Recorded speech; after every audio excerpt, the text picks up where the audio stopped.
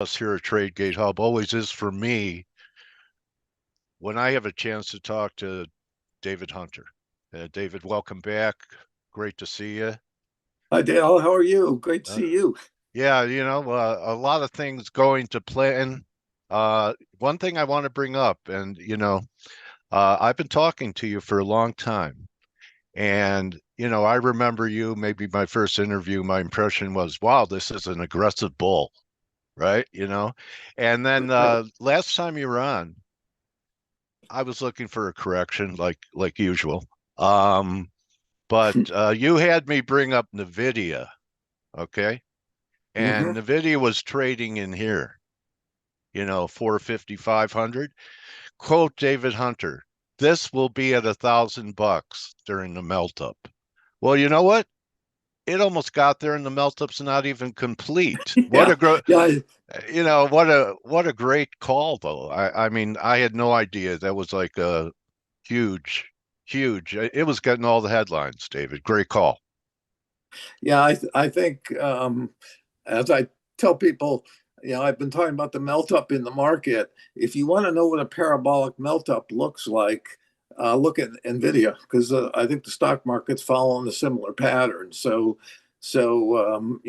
we throw around these terms a lot, but in Nvidia's case, it's a perfect example of what a parabolic looks like. Yeah. Okay. Well, that was a great call.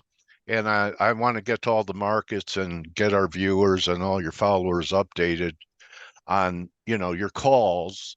But I want to start with this. Do you think that the Fed pivoted at the last meeting, David, on Thursday? I'm hearing people say that that was a pivot for Powell. What do you think?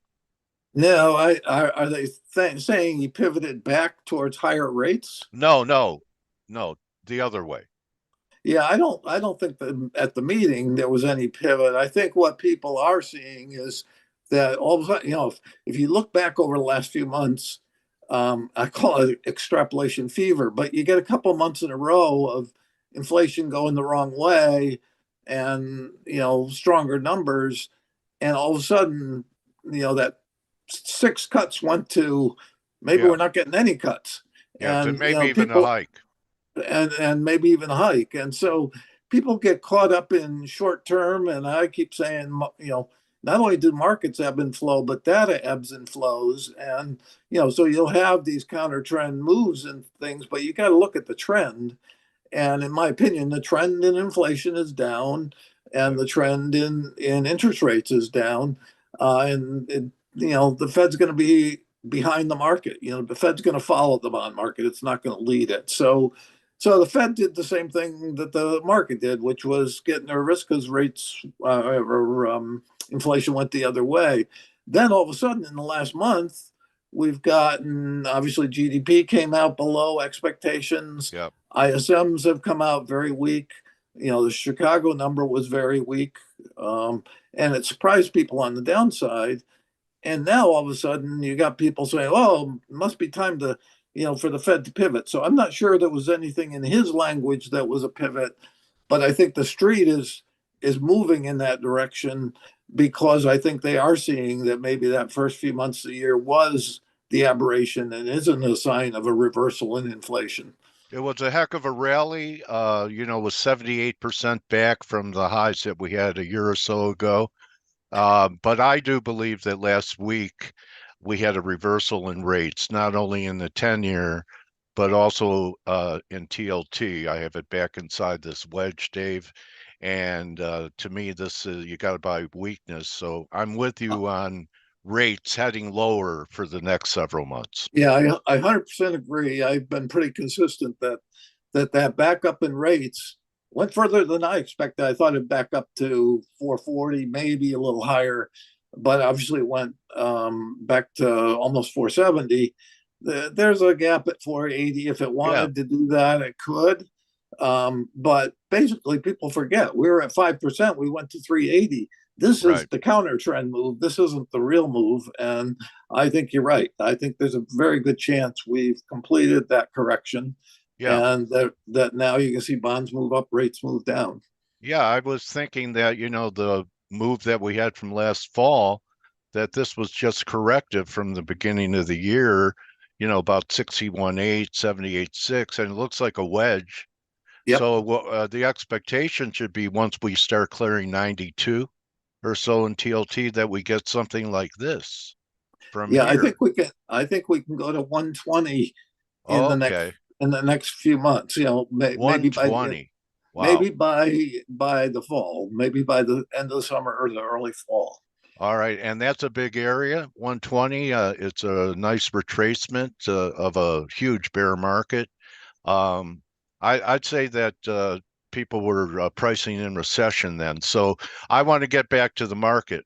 So here we have the market's held up pretty well considering what rates did and the strength of the dollar, David. And I also believe, besides a turn in rates, I know for a while you've been looking for a bear move in the dollar, and it may have begun last week. Looks like it could be rolling over, little double top there at 106 and a half, and it's trying to rally today, but you know, old Yeah, I support is new resistance. 100% agree. I think we're very close. I've obviously felt this thing could roll at any time for a while, but I do think these are all just kind of finishing out the counter trend move, and that yeah, once this thing starts going south, I think it can Yeah, go to the south in a hurry, and it smells to me. I don't see anything out there to indicate it's going to happen, but given what's going on in the yen, and really the strength in the dollar that we've had, it just the setup is there for some kind of an accord. You kind of wonder whether it's a formal accord where they interesting. as they did back in 1985 in the Plaza Accord, where they really reset currencies, or whether it's something a little less formal than that. It does feel to me like pretty big reversals are coming in all those other currencies versus the dollar, including the yen. And the yen would be the catalyst for, because they keep trying to support the yen and it keeps going lower. So you wonder whether maybe the policymakers get together and say, hey, we got to do something. Yeah, I think the only other thing that would work is them actually raising rates. Intervention's not going to work long term. Yeah, And this what one, you may go what you ahead. may get is that it may simply be, rather than some sort of formal or some sort of accord, it may be we're just at that inflection point where the U.S. is weakening while China and Europe are strengthening, and so we may get Interesting. that, finally that point where it was very clear before the U.S. was the dominant economy in the world, everybody else was soft. You may get the reverse of that for a little while here. Okay, yeah, that's real interesting, Dave, because emerging markets made new highs. The London market FTSE is making all-time highs while we're kind of moving sideways for a while. And when emerging markets go up, they smell a turn in the dollar, don't you think? Because the pressure on their markets is from a strong dollar. Yes, I think so. And as you know, I've been pretty vocal about feeling that ultimately the Fed is going too far. That, well, while everybody else is worrying that inflation is going to break out, I'm worrying about deflation, and that You the are. leads and lags in this are going to cause the Fed to over tighten and create a bust. We may be at that inflection point in terms of the recognition that Fed policy is too tight, which ironically is not even a month removed from everybody deciding. And even today, I mean, you still have the Fed talking about higher for longer. They're just slow to realize, and I continue to say they underestimate the risks that their policy is too tight. Okay, but the risks are going to be that yields fall pretty good. The dollar breaks hard, and that's Right. jet fuel for stocks. So the fact that we're headed into a crisis initially is super bullish for everything. When the dollar's bad, you can buy the world. Yes, and that's why I think people make the mistake of straight lining things and say, well, the chart that went around a couple of years ago, which said when the Fed starts cutting, you want to sell stocks. And I go, no, I don't care what Yeah. that chart shows. Initially, we're set up here where everybody's been so bearish, universally bearish for so long that and Fed tightening's been hanging over the market for 2 years in spite of what the market's done. That if the Fed goes the other way, you're going to have a period here which creates that melt up, creates that parabolic. People are Okay. going to have to reposition to the bullish side. Okay. So I'm assuming that based on that you see how the market fought its way back today too. Yep. That you're still looking for 7,100 S&Ps, Yeah, I've got a target of 7,000, and 7,000. Okay.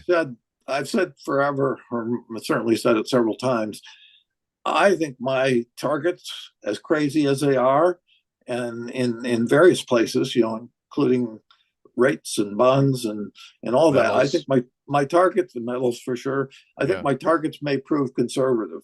So Wow. 7,000 may be way above anybody else and look crazy. If anything, I think I'm conservative. Does it accomplish this prior to the election, Dave? Yes, I think so. Okay. So we're May now, so we're talking about at the most it's got 5 months to accomplish this. Five, Yeah, six months. in the fastest scenario, if you look at the S&P here, you obviously had the turnaround in October of 2022. Yeah. Then you had and the bear market that led that. Then Right. you had the July to October last year correction, Right. and which was, you know, probably half of what the previous Right. correction was. And now we just had a whatever it was 6% correction in the S&P. You can see it's just turning up here, but basically, I think the possibility is the next leg up. I do believe the next leg up is going to be steeper than this one that ran from last October. So Okay. you could see this thing get 7,000 before the end of the summer. Okay. Because that's And 1,200 handles from yeah, 4,100 to yeah, it 53. it will be So, record breaking. It will be historical.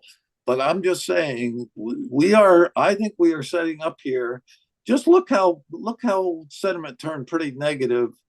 Not necessarily in any particular measure, but just in the chatter out there. Look yeah. how bearish people got On this decline. in April, yeah, in this Yeah. decline, Yeah. and they were starting to talk. Not necessarily that we're going back to the lows, but they were looking for 10 and 15% or more. Do you think And 4,800 is not viable, that we can't do like a little pullback to 4,800 and you back up the truck there? I think a lot of people are looking for that. It's certainly possible, it's not that far away.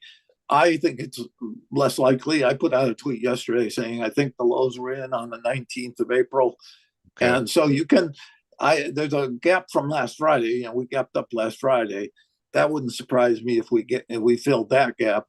Again, it's not that far away, so I'm not saying I know. But I think going back to the April 19th lows and below is probably low probability. Okay. Um, and I think we're going to be at new highs here very shortly. Yeah, because I think the dollar may have already corrected, unless we're wrong on yields and there's one more wiggle of Yep. dollar strength and interest rates. I guess that's the CPI next week. Yeah. If Everyone will be CPI focused on. if CPI came out negative and we went and filled in that 480 gap, Yeah. that would be a reason to see the market have a very fast um, retest and maybe slight undercut. It's not my primary. I certainly don't rule it out. I think much Okay. more likely is that we saw the lows. Let's move to something that your followers had to be very patient with.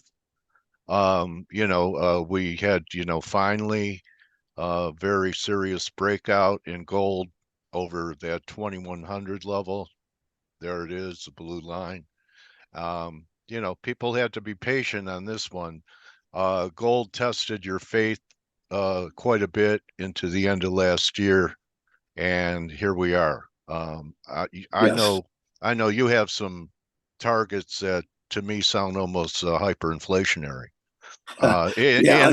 For a deflationist, especially silver during a deflation, maybe gold can do well. Yep. because maybe we're going to have a banking crisis in the bust. Maybe it's part of it. Could that be, David? Yeah, certainly. The problem is the silver, you know, my target on silver, and so Go silver, ahead. you Let's get so a headline. Let's get a headline. What's your target? yeah, my target has been $60, and that's Okay. still my target. But I've been saying of late, if we break through 60, we go quickly to 75. So my target's kind of Okay. 60 to 75. For that to happen, I don't I don't think silver holds up if we, during the bust. I think, Okay. silver is going to go the way of all industrial metals, I think, and go down. So Okay. yes, it's possible for gold to, move up on the basis of crisis. I think silver is telling you that we're not near crisis yet. And so gold and silver, I think, are moving up more on the likelihood that the dollar is going to fall hard and the Okay. interest rates are going to fall hard. So that's really what I think is this is the early anticipation of that big turn. Okay. And do you watch a gold silver ratio at all for leadership? Yep, I Looks, it kind of correlates with the dollar. Have you noticed that?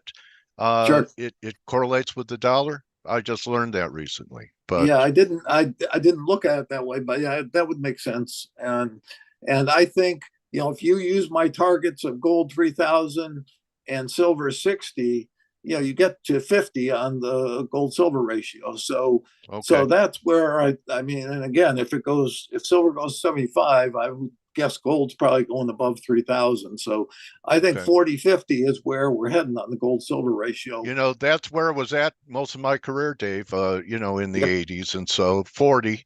it's like almost a reversion to the mean. And that's a pre-bust target for me. That's not Right. forever type target. That's saying before we get to the global bust in the next year, which I think could start by the end of this year. Um, this is so. I think those targets are for 2024. I don't have a time frame per se, but I think we're not that far from a global bust, and these are my pre-bust targets. Okay. Um, Okay. So after, go ahead. just one last thing. Yeah. After the bust, I have targets of 20,000 for gold and 500 for silver. So if you think I'm Okay. crazy with these targets, Yeah. and those are driven by an inflation cycle that will be out of sight. So But we have the bus and the Fed comes in, guns blazing like never before in history. right, yep, And that's what reflates the market, but the commodity markets lead to the upside. yeah, the stock market post bust can have a great cyclical run. Yeah. As I say, if you go down 80%, which is my call for the bear market in the bust, if you go down 80%, the stock market can quadruple and still not get back anywhere near that 7,000 peak of this year. So I think the highs that we see this year pre-bust are going to stand for decades, at least 2 decades. And the what comes out of the other side because of maybe 20 trillion in new QE coming out of the Fed. What comes out of the other side is a great cyclical bull market for a couple of years where you can have the S&P back to say, 5,000 or whatever, but it's going to Yeah. fall far short of 7,000. And then what happens is, because of that money, within a year and a half, 2 years, inflation's pushing towards double digits, Yeah. and that squeezes PE multiples. So then you can't get the indexes up. If interest rates are going to double digits, PE multiples are going to go back towards what they were back in the 80s and 90s. Um, and so that puts a lid on the indexes, but it doesn't put a lid on commodity producers or stocks that have pricing potential. If copper prices go through the roof, they're going to be printing earnings, and so they can overcome the higher interest rates. But if you're a growth stock, your earnings can't possibly keep pace with the inflation. Okay. So really the scenario is melt up then deflation, then extreme inflation with weak economic growth, the worst of both worlds. Would you call that an inflationary depression, Dave? Yeah, no, because I think we are going to have deflation and a financial crisis that potentially is the worst in history, meaning major bank failures, major bankruptcies across the globe. That's what a bust is. We've had serious recessions, and certainly 2008-9 was close to a bust. But I think this is going to go beyond that from a financial standpoint. And so the economy, you could see double-digit unemployment, as hard as that's to see right now. And a weak economy and a very weak financial system means policymakers across the globe are going to be deer in the headlights. They will be printing money like there's no tomorrow. Okay. All right. So let's talk about this. So I'm sure you have some, what was that movie again? Usual Suspects, that you think are going to be behind it. Last time we talked, you brought up the yen, looking for problems out of Asia. Is that the pin? I mean, there's so many choices. Could it be a sovereign debt issue as tax receipts continue to plunge and debts continue to rise? Or, God forbid, Yeah, could it be World War III, Dave? yeah. I tend to stay away from the geopolitical because I can't predict it. Yeah. Anything's possible on that side, but I think it's unlikely that that comes now. I think that comes later. Okay. Um, and I do We're think, not desperate enough. We have to go through the bust to be desperate enough to shed blood to yeah. distract the populations. Well, and I think let's put it this way. I think hopefully between the U.S., China, and Russia, at least saner heads prevail for a while. You know, we don't Yeah. need nuclear war. We don't need all that. So hopefully they all, rattle their sabers and do a lot of these The regional war things. will be fought in the financial markets, Dave. Yeah, for sure. And so I think the potential for what triggers the top, if you go back to the Nasdaq top in 2000, my Right. recollection of that, and I was there then. Um, my recollection was that basically it burned itself out. I mean, it got to such extremes, it went parabolic, and things got so high Yeah. that what really turned it initially was just the reversal. When the market reversed, all of a sudden you had no reason to be in it, right? Because the Yeah. valuations were so absurd. I think you could have that again this summer. Let's say we get 7,000 this summer. It'll be that first step down that causes people to bail out because they're only there because of the momentum, right? At that Yeah. point. So I don't think you need a fundamental catalyst. It could be, a backup in rates because the Fed decides, you know, even though the economy is not great, we can't stand to see a 7,000 S&P. We've got to tighten. It could be something like that, and they may be tightening at the exact wrong time. We may be on the verge of, global economic catastrophe. So it could be something like that. But I think more than anything else, once this thing gets so overheated, it's just going to take the technical reversal, to cause a lot of Right. people to run for the hills. All right. And So then it's and then once basically that starts, you get a stampede out. okay. And then you get the news. The news Yeah, the happens news at comes later. Yep. like 9/11 happened a year after the dot-com bubble popped. Right, Something right. like that. Yeah, Look at and this, Dave. Look how shallow this was the bear market in the housing crisis. Now, if this isn't already a classic example of a parabolic move, I can imagine what it's going to look like by this fall. yeah, it's interesting. If you this is a perfect example of, I always tell people to step back and get perspective, because so many people are looking at 6 month charts, or you know Yeah, 2 day charts, or what have you. And yeah, I go, if you step back, we had a melt up in 2020, 2021. If you step back, you see the parabolic. Yeah. if you get close to it, you're not at that parabolic level yet. But from Yeah. from a longer term standpoint, obviously we've already gone vertical. Yeah. This was COVID Yep, right here, which yep. really was the magnitude was much larger than the housing crisis, which everyone felt like they were suffering during the Great Recession. Was it great for you? The Great Recession, no, it wasn't so great. Yeah. um, but I will say, yeah, well, that's what $5 trillion coming out of the Fed did, you know, Yeah. and think what 20 trillion does coming out of the Fed this time, Yeah. although that's Later. later. No, that's not what drives the melt up. David, another edifying discussion with you. I hope I didn't interrupt you as much as I usually do. No, you ask good questions. All right. The other thing we didn't talk about is oil. Okay. I know you're and bearish. and I'm bearish, and I've been pretty much the only bear out there for a while. Um, Not and many. got beat up when it ran back up to 87, and people going, you're wrong, you're just wrong, and they forget I called 60 before that. um, Yeah. and it went, they forget it went down to low 60s already.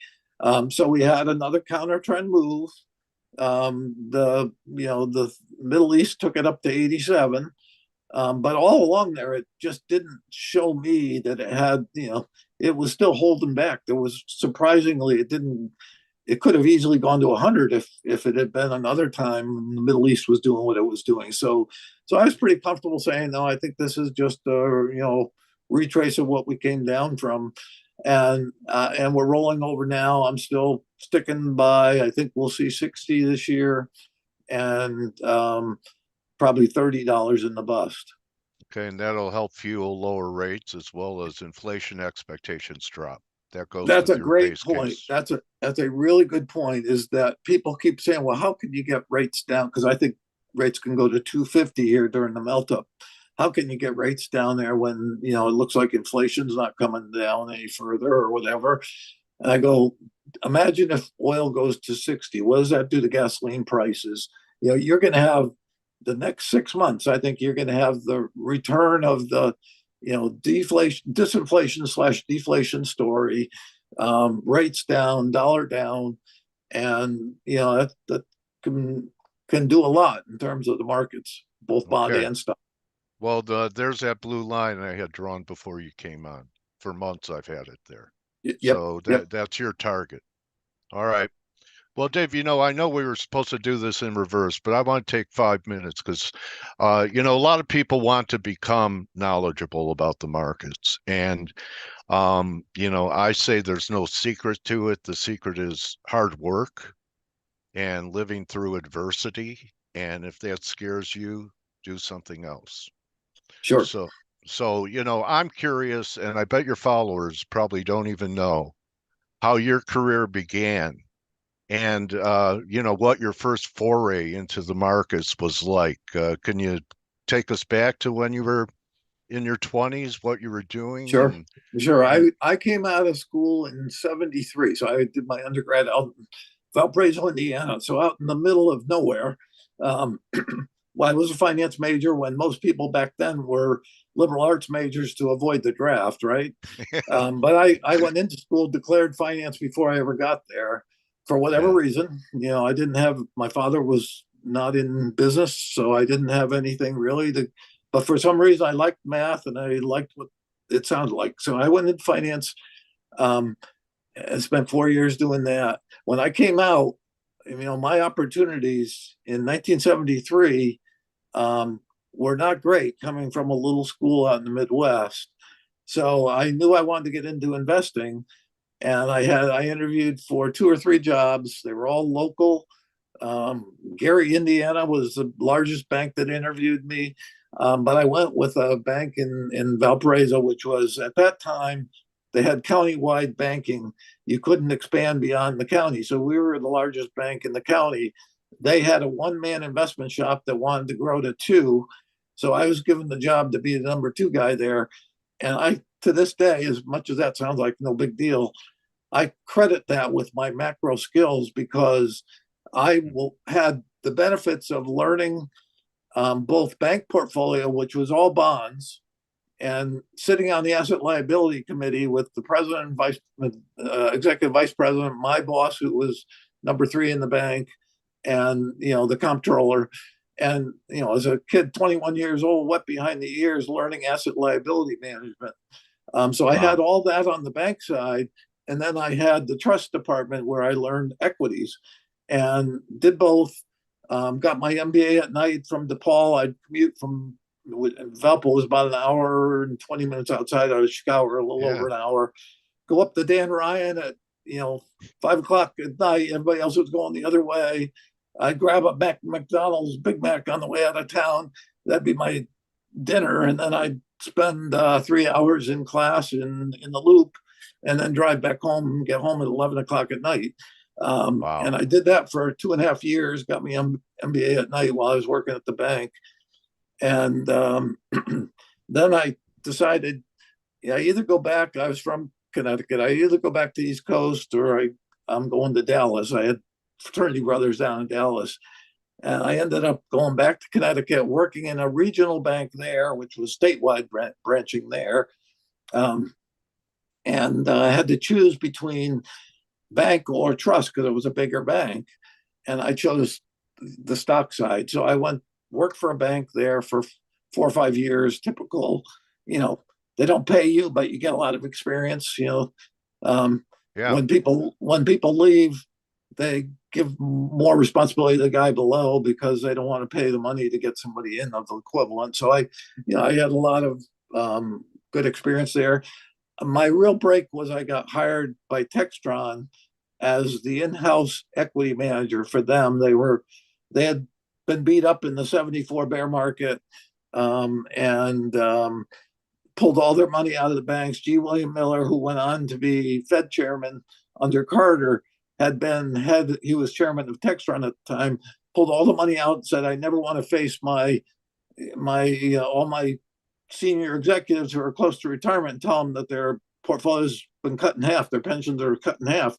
So he brought it in, and Textron was the father of conglomerates back then. So they ran their pension fund like they did their company, private placements, fixed income, and they had very little in equities. And what they had in equities was, almost private placement, very Illiquid little stuff. traded. Yeah, Yeah. anchor hawking and things like that. Yeah. So I was brought in because they missed the oil market in the late 70s, early 80s. I was brought in 81 because I said we went from top quartile performer to 50th percentile because we didn't have much in equities.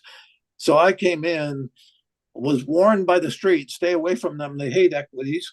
I said, I think I can show them how to do it conservatively. I was contrarian even back then, a value manager. And I just hit it right. I went in December of 81.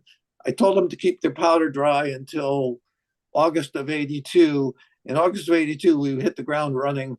I was given $50 million right away to put into the market. I had asked for 100, they gave me 50. I had to go to investment committee, which was the senior execs of the company.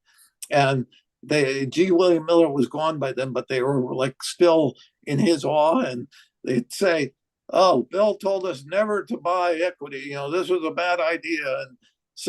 And I had to explain and make the case. So we put 50 in, and then I'd go back every few months and put another 50 in.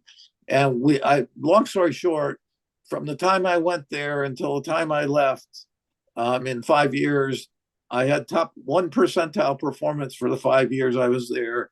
I grew the portfolio from 50 million to 500 million. Part of that was a merger. They had bought Avco along the way, so we got 100 million in from that. But most of it was just new monies going in and tremendous performance. So I leveraged that to go to Fidelity as a senior VP, running overseas pension money in U.S. stocks. I had big names, Rolls Royce and some of those as clients. So I was running the U.S. portion of global portfolios there. I went from there to ITT Hartford as their active equity head, to run an active equity portfolio there, or to run the department. And and they had been in indexes and decided they were too big a company not to have an active component. They had done kind of like text run in reverse back in the um, I guess early '80s or mid '80s. They got out of they had the top equity department in Hartford, and they liquidated it basically, and said we'll harvest all our gains because we have a down property casualty cycle, and we'll use the gains to offset that. So they had like, I don't know, 15-man department that they got rid of, and what was left when I got there was an index fund operation. So I was brought in to do active equities there, um, and got caught in kind of a political battle there between me and the index guys. And of course they were owned by ITT, so I had to report to Rand Arskog, who was the head of ITT in New York. I got hired by him as well as by the chief investment officer at the Hartford, and then ultimately was a chief investment officer of a $1 billion money management operation in New York. That was the first half of my career, and the second half has been as a macro strategist. I was on sell side with a little firm called KCCI, Kelly and Christensen, back from 2000 till 2013, and from there I've been doing this on my own. How early did you recognize that there were cycles in the market and start studying cycles? And were there any books or authors that opened your eyes to the rhythm of the market? Yeah, I always tell people the book I recommend above all others for particularly retail investors, but I read it in 1977, I think, when that first came out. I was a contrarian pretty early on, and even before that. But there was a guy named David Dreaman, you probably remember, who used to write for Forbes, had his own money management firm. He was a Canadian. He wrote at that time, it was The Psychology of the Stock Market, I think was the title of his first issue, Okay. the first edition. It's since been renamed. He had several iterations of that over the years. It was the last one was written, I think, in '98 or sometime back then, but it was called Contrarian Investment Strategies, Okay. but basically the same book. And I recommend that to everybody because it really teaches the importance of understanding psychology in investing and how much that plays a role. Because I think people get confused because they don't understand the discounting nature of markets. The fact that they're forward looking, they don't understand that psychology is a very big part of it. And of course, fundamentals are too. So that one, I got my CFA and I had finance MBA. So I had so many books that I read textbooks over the course of all that time. Inside the Yield book is a great book for bonds, by Leibowitz. Yeah. And Sedona, so, Mark. Yeah. but Let me yeah, ask. I was a value manager, naturally and from very early on. But each cycle, I learned more and more about, you know, every cycle has new leadership, so you can't stick with everything you did the last cycle. All those things come with experience. There's just no shortcuts. People go, "Can you teach me what you do?" I want to be able to do it exactly like you do. And I go, "There's no shortcut. There's no cliff notes. You really there are things you can pick up from what I post on Twitter and stuff, but ultimately it's going to take you going through some cycles to understand a lot of this." Exactly. Yeah, you can't learn experience. It only happens with the passing of time. So Yep. just like we tell people to be patient with the markets, it's important they're patient with themselves. So Dave, here's the big question. During the bust, where are you going to keep your money? Do you have a safe bank? Are you just buying T-bills?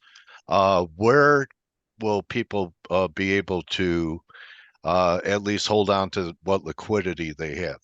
Yeah, here's where I have to be very careful because I can't provide advice. But what I can do is forecast what I think is going to happen, and then you can take that and hopefully figure it out from there. My belief is that the two things that will hold up, and probably three things that will hold up during the bust, will be treasuries across the entire curve. So long bonds as well as T bills, as well as notes in between, Okay. and FDIC insured savings and bank accounts. As long as you're within $250,000 threshold, insurance threshold, I believe in this cycle, because of all that, because of the ability to print money, the FDIC will be funded to whatever level is necessary to cover the liabilities. So I'm not worried about. There'll be plenty of bank failures, particularly regional banks, No I'm sure. bail-ins then, Dave. No, but you're not Not worried not about a here, bail-in? not Okay. here. Overseas, perhaps. I can only speak to the U.S. All right. There'll Well, be. I that's don't all see I bail-ins care. here. That's all I'm self-absorbed. That's all I care Yeah, about. absolutely. Anyway, The go ahead. the and so those two things, and then I think the U.S. dollar, not from here, obviously, because I'm calling for an 80 on the Yeah. dollar, a DXY, but I think in the bust, the dollar will get that flight to safety premium again.